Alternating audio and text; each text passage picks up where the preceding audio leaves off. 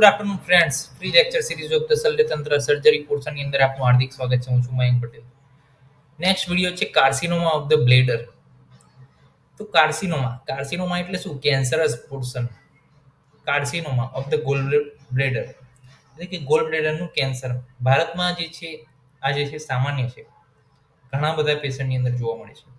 મહિલા અને વૃદ્ધોની અંદર જે છે વધારે જોવા મળે છે. આપણે જોયું હતું કે ગોલ્ડસ્ટોનની અંદર શું હતું? 5 F મહત્વના હતા. એમાં એક F શેનો હતો? ફિમેલનો હતો. તે ફિમેલ અને વૃદ્ધોની અંદર જે છે સામાન્ય છે. હવે કાર્સિનોમા એટલે કે ગોલ બ્લેડરના કેન્સરના જે છે કોઝ શું? તો ગોલ્ડસ્ટોન,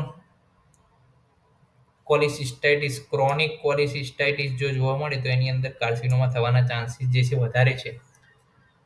કેમિકલ એટલે કે જો રબર ઉદ્યોગની અંદર કોઈ કામ કરતું હોય તો એની અંદર પણ કેસીસ જે છે કાર્સિનોમા ઓફ ધ ગોલ બ્લેડરના વધારે છે.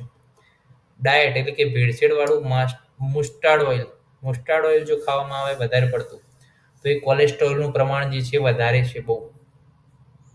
આપણે તેલ વાપરીએ, સિંગ તેલ છે, કપાસિયા તેલ છે, એની અંદર આવે છે મસ્ટાર્ડ ઓઇલ, તો એ જે છે કોલેસ્ટ્રોલનું પ્રમાણ બહુ જ વધારે છે. આથી ઓછું કોલેસ્ટ્રોલ થાય. ટોકોફોરોલ છે, વિટામિન ઈ વાળું છે, એ બધું જે છે આપણે તેલ જે છે ઇન્ટેક કરવો જોઈએ. ગોલ બ્લેડરનું પોલિપ હોય તો એના કારણે પણ કેન્સરસ ચેન્જીસ જે છે થઈ શકે છે ગોલ બ્લેડરની અંદર. ટાઈપની અંદર જોઈએ તો કોમન એડિનોમા કાર્સિનોમા અને રેરલી છે એ સ્ક્વેમસ એડિનોસ્ક્વેમોસ. આગળ વાત કરીએ તો લક્ષણની અંદર શું કીધું છે? વજન ઘટે. કેન્સર થાય જો ગોલ બ્લેડરનું તો વજન ઘટે, કમળો થવાના ચાન્સીસ છે. જમણી બાજુ હાઇપોકોન્ડ્રિયમમાં દુખાવો થાય, સોજો આવે, પ્લસ બીજા રોગોના નિદાન વખતે પકડાય.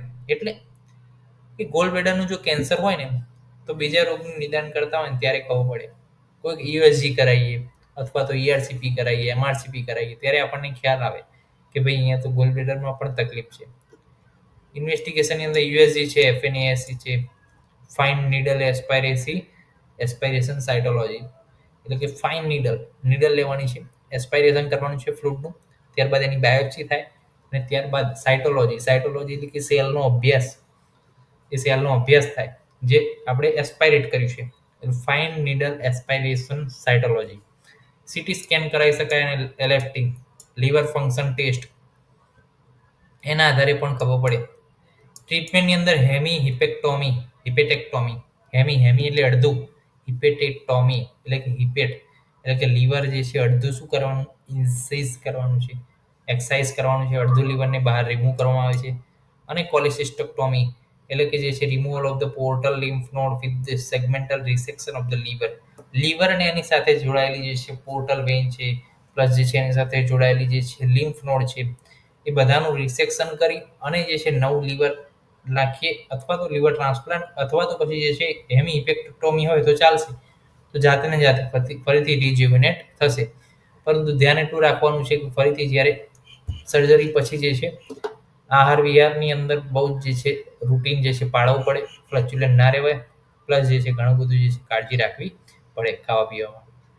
તો આજે આપણે જોયું carcinoma of the gall bladder, કયા કયા નિદાન છે, એના ટાઈપ શું, એના લક્ષણો, ઇન્વેસ્ટિગેશન અને ટ્રીટમેન્ટમાં સર્જિકલ એપ્રોચ આપણે જોયો કે હેમી હિપેટેક્ટોમી અને કોલિસિસ્ટેક્ટોમી આપણે કરી શકીએ છીએ. નેક્સ્ટ લેક્ચરની અંદર મળીશું. ત્યાં સુધી જય હિન્દ, જય આયુર્વેદ, જય ધન્વંતરી. નમસ્કાર.